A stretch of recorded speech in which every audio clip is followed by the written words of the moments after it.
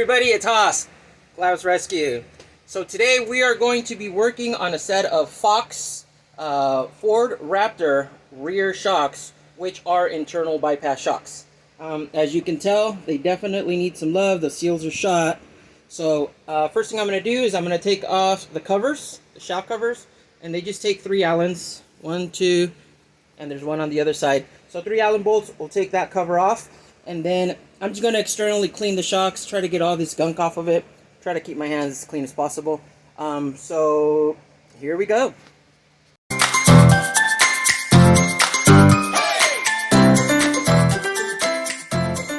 Okay, so I went ahead and I cleaned them all up, right, just externally.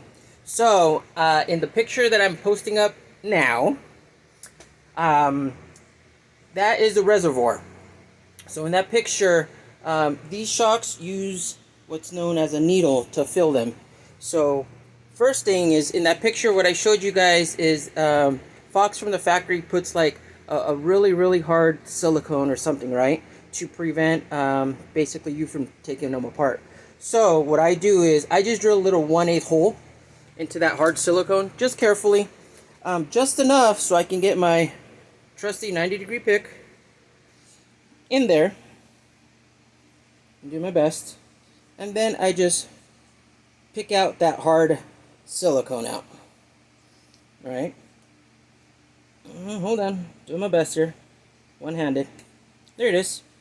So see, now that I got it out, it's basically, it's like an Allen set screw in there, but it's got a small little hole in the middle, and underneath it is like a piece of rubber.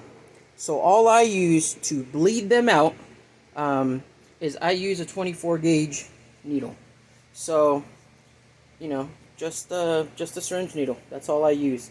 And then the customer requested to get rid of this needling system, so I'm going to upgrade it and install a Schrader valve, just like most Foxes, aftermarket Foxes, Kings, things like that come. So this is the funky part, weird part about these shocks is the needling, right? And again, this is just a 24 gauge needle, nothing fancy. Just be super careful, don't stab yourself with this. And then you just get it, you find the little hole that's in there, and then just really carefully press down, and once you break through it, the nitrogen comes out. It's just going to expel.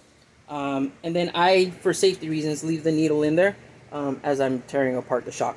So I'm going to insert the needle correctly to let the nitrogen out, and then I'll start taking the main cap off. This main cap is the gland, so you have to pull the nitrogen out of here, because if you don't pull it, it's got a lot of back pressure, and if you start taking the main cap off with pressure, it's just going to explode, and it's just going to make a mess in your shop, garage, wherever you're working. So I'll bleed the nitrogen out of it, and then I'll show you guys how I take the main cap off. Alright?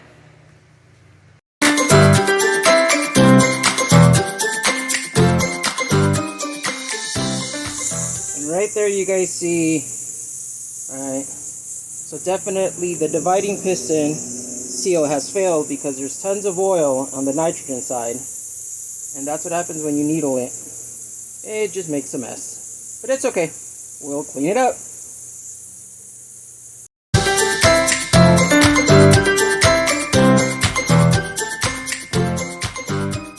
Alright, so once that I seen that it was going to become messy, I put on my apron just in case. But basically, here is now the reservoir. There should be very little nitrogen left in it, and now you just use an Allen. So basically pop it on there, break it loose, and all this is, it's just like a set screw. Alright, hopefully there's not crazy pressure behind it. Good, there isn't. See, so it's just a little set screw, right, with a hole in the middle, and down below it is actual seal, which is just a rubber plug. See, so I'll put it here on the pig pad. Remember, use pig pads, but all it is just a little rubber seal, right? So the customer wants to be able to check his nitrogen levels whenever he wants without having to have a needle set up. So we're just gonna upgrade it to a good old regular Schrader valve. That's the upgrade. And then just gonna change out seals, do all that, and then with my rear end tool, right? These guys are quarter inch. So up here the holes, right there, a 1/4 inch, and then it's got two Allen set screws. Those are bleed screws for when you fill them. But basically with my tool, you know, just come over here, pop it in, and then rotate it. So I'm going to take the main cap off. Remember, the main cap is the gland on this guy, so drain the nitrogen out of it so there's no back pressure so you don't make an eruption and make a mess in your shop. Alright, I'm going to go ahead and pull this apart, and then I'll start pulling the reservoir side apart too and show you guys that. Alright.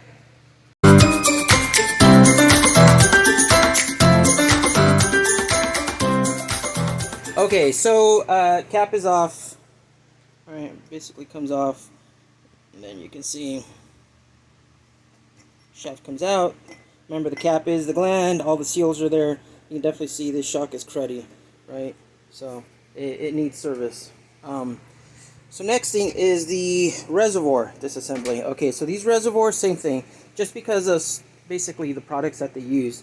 First thing you got to do is get the main cap and push it down. So I just use a little spacer that I made, right? Put it there, put it there, grab my rubber mallet, and then just tap, tap. I tap it down below the C-clip because the C-clip that they use is very heavy duty. And if you don't tap it down, you don't have enough room to get it out, to squeeze it and get it out. So that's how that goes. And then where the little set screw, the Allen set screw, used to go on top, that thread is 3/8 fine thread, so 3/8 24. So I just grab a 3/8 fine thread bolt, right, and literally I just screw it in. And this shock, see how cruddy it is in there? I'm gonna clean it out as best I can, but I know I'm gonna struggle to get it out. So I would just put a pair of pliers or something on the bolt and then pop the main cap out. And then the dividing piston that's in here, it's just 1/4 20, so I'll use my all thread 1/4 20 down, thread it on, and then pull the dividing piston out. So that's what I'm gonna do next, and then I'll show you guys how to disassemble the shaft assembly and change out the seals.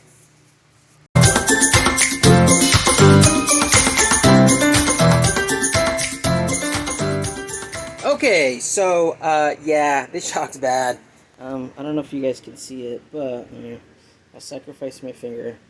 Yeah, that's you never want to see that right there in your shock. Never do. So these shocks definitely need some love. You can see the dividing piston. It's horrible. It had oil on top and on the bottom. The main cap, same thing. So these guys just they haven't been serviced in a while. So I can't stress that enough, guys. A shocking is an investment. So these things should be serviced once a year, because the shock consistently does its job no matter what, nonstop. So try to service your shocks, once a year. If you're hardcore and you're a hard off-roader, even sometimes maybe every 6 months. A shock is an investment. Shocks aren't cheap, so a little bit of service goes a long way, so they don't damage themselves. So I'm gonna clean everything up, clean the insides of the bodies. I'm gonna clean all that, and then next thing I will show you guys is disassembling the shaft.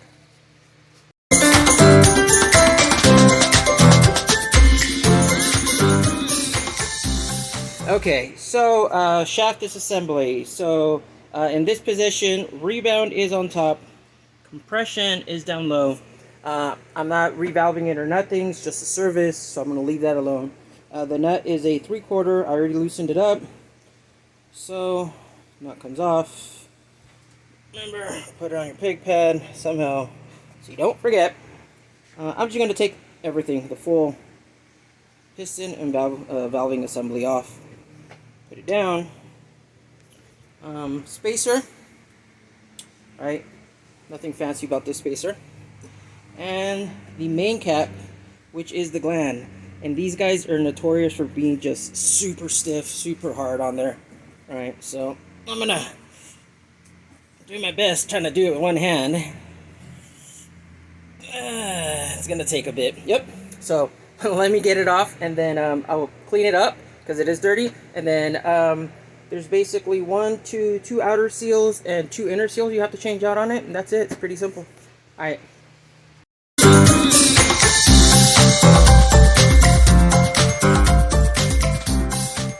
Okay, so I got the main cap off, which is the gland. So see that groove right there? That's an external seal, and inside this groove right there, that's an internal seal. So they're just O-rings basically. The smaller one goes on the inside, the bigger one goes on the outside. And then if you guys can see, there's 2 grooves in there. Alright, and I apologize, but you can kind of see them. So basically it takes 2 seals. And the seals do look a lot the same. One is the one on the outside, right? First one you get to, that's just a dust seal. It keeps big particulates out. And then the inside one is a pressure seal. And the way, because I mixed them up myself, so the way to know, understand them is if you look at one, I just flip them upside down. You see this one that has the groove on the backside?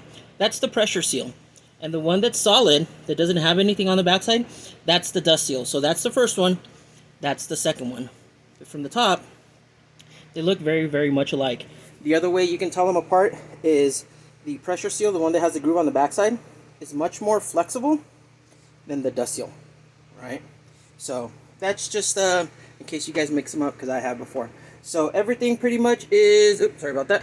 Everything pretty much is taken apart. I'm gonna clean everything. I'm gonna show you guys basically to install the Schrader valve. What I have to do, which is basically just tap the hole to 1/8 NPT, and that's it. So, all right, I'll show you guys that next.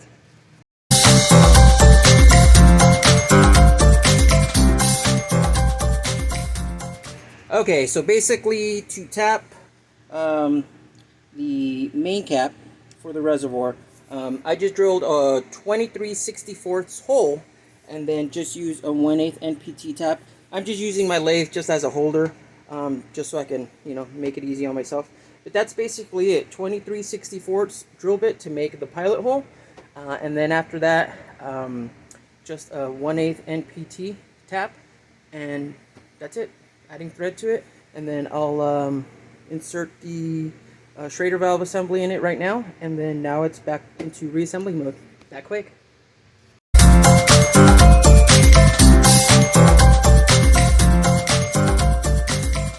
Alright, so time to assemble the shaft. So here's the trick.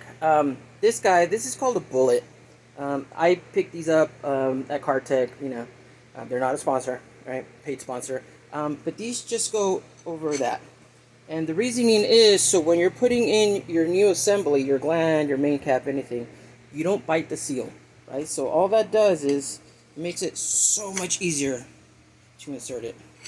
So these bullets, even if you're only just doing them for yourself, even one time, they're worth their weight in gold, because the only way you realize that you accidentally bit a seal or nicked a seal is after you assembled everything, you pressurize it, and then all of a sudden your shock's leaking. So these bullets, they're priceless to me. And you don't have to get them at CarTech. You can get them many places. A lot of shock manufacturers actually sell them. So worth their weight in gold. Okay, I'm gonna go ahead and finish up assembling the shaft, torque the nut down, everything, and then now actually putting oil in the body and just rebuilding everything. So here we go.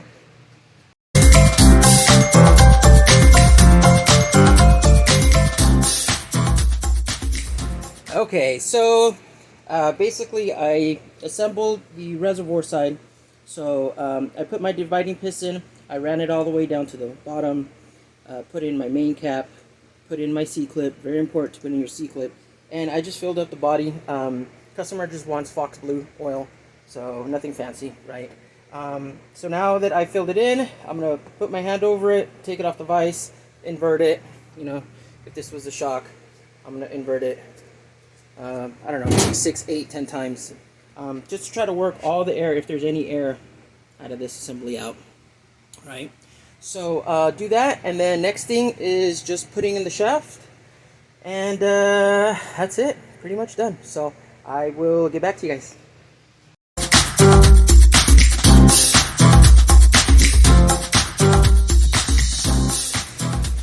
Okay, so I just inserted the shaft. Oil level, I always get that question a lot, right? I honestly kind of just, it's experience for me. I still fail a lot, don't get me wrong, but I just use a squirt bottle. So on these, what I look for is I try to fill it up, you know, to about an inch below. And then since the main cap is the gland, the seal is down low.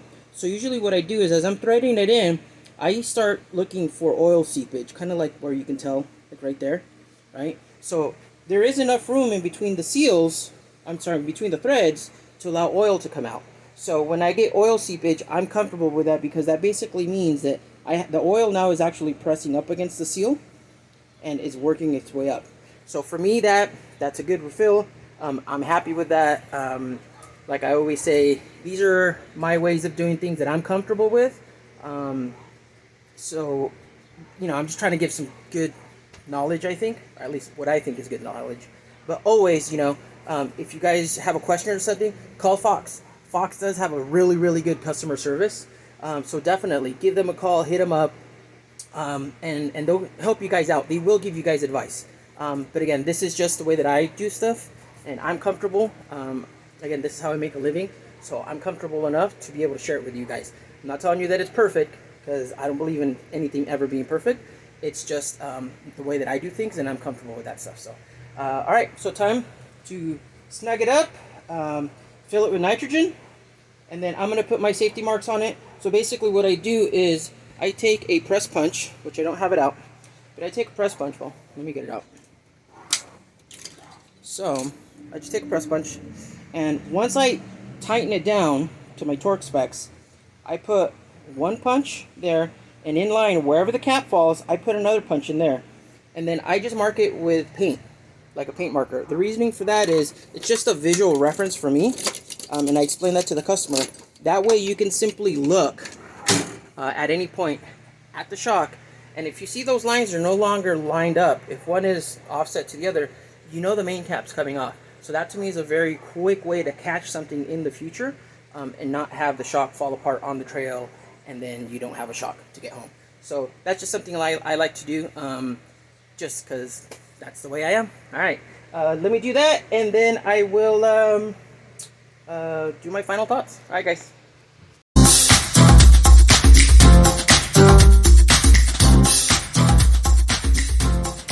Alright, so shocks are done. Pressurized them to 150 psi. I put the covers back on to protect the shafts. Put my safety marks. There's my yellow, and there too. And that's basically it. So that is how you rebuild Fox Ford Raptor rear shocks, which are internal bypass. So I really appreciate it, and I can't say this enough. Please, guys, like and share my page, subscribe to my channel. That's the biggest one. I need 100 subscribers for YouTube to open up my account so I can do and post up a lot more videos. Right now I'm limited, so please, please, please press the like button, share these videos with anybody you guys want, and please subscribe to my channel. I really, really appreciate it, and I want to keep posting pictures for you guys. Videos. If you guys have a certain shock you guys want me to make a video of it, please comment down below, let me know, and I'll do my best to try to find a customer so I can make a video of it. And my motto in life, if anybody can do it, I can do it, you can do it. Shocks are not that difficult, don't be afraid of them. And if you guys ever run into any issues, send me a message, I'll try to help out as much as I can. Alright, thank you guys so much for watching, see you guys soon.